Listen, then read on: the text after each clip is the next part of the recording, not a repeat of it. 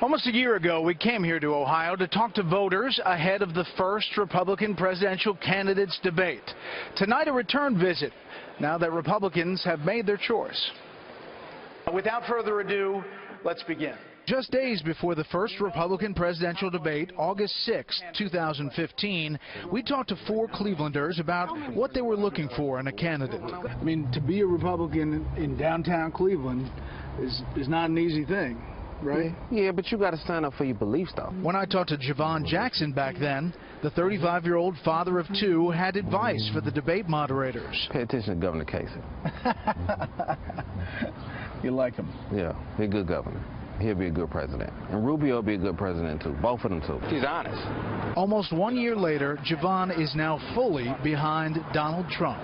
He really is focusing on the economy, and I think that's the main focus right now. We need somebody with business experience that's honest, and even if they're a little rude. There's a lot of stories about Donald Trump not doing well in minority communities, with African Americans, with Hispanics. You know, what's your view of that, and people you talk to, you know, how they view his candidacy? I mean, it's half and half. I mean, there's some people that don't like him, and then there's a lot of African Americans that do like him. You know, you really don't, those numbers, you really can't go by those polls. You don't think they're representative? Not as what you see? No, not from what I see. I mean, it's probably people that supporting Donald Trump that don't feel comfortable openly saying it. They fear backlash or something. But I'm quite sure he got a lot of supporters. And Hillary Clinton, is she not identifying? No, that lady's awful. Seriously, no.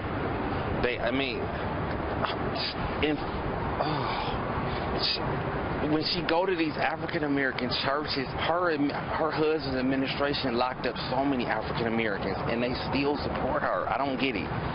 You know, that's not. I know. No. When Donald Trump talks, you get the same Donald Trump every day. With her, you don't know what angle she coming from. It's like she acting or something. The top issue for me is reform in the political process. Last year, Sadie Moore Stewart, a U.S. Air Force veteran and mother of an adult son, told me she was an independent, interested in examining both parties' candidates, but she thought Ohio Governor John Kasich was well positioned. Before I want a candidate talking to me about raising taxes or doing anything, there needs to be a serious discussion about waste. In government? In government. So how's your son?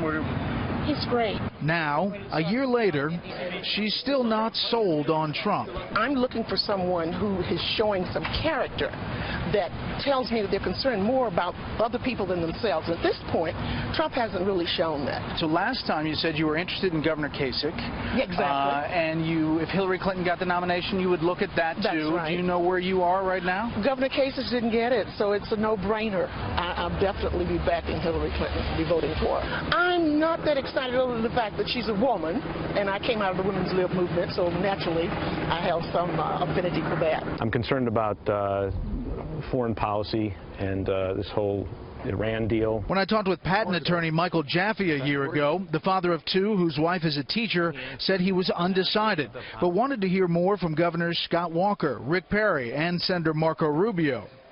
1 year later, Jaffe said he really didn't want to talk with us on camera. The longtime Republican said he's taken a stand with the Never Trump movement, emailing, quote, "As a conservative and a longtime Republican voter, I'm very disappointed in the outcome of the Republican nomination process.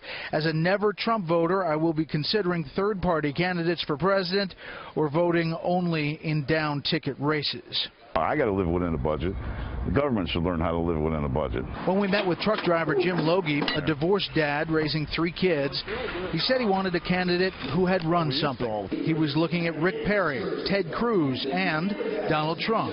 That's who I'm going to vote for. 1 year later, Jim's 100% with Trump. I don't really agree with everything he's talking about, but I have to vote for him because I'm not voting for Hillary. I like to live reality, not fantasy. I mean, the last 8 years, a lot of people have been living in the fantasy. I mean, I'm not trying to offend anybody, but it is what it is. I mean, I deliver steel.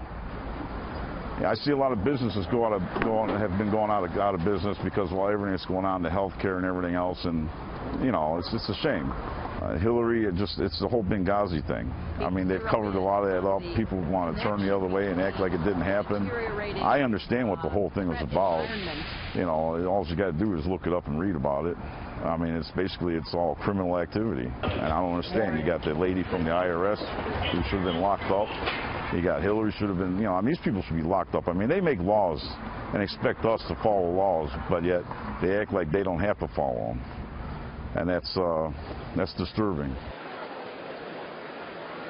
Checking in 1 year later, our thanks to those voters.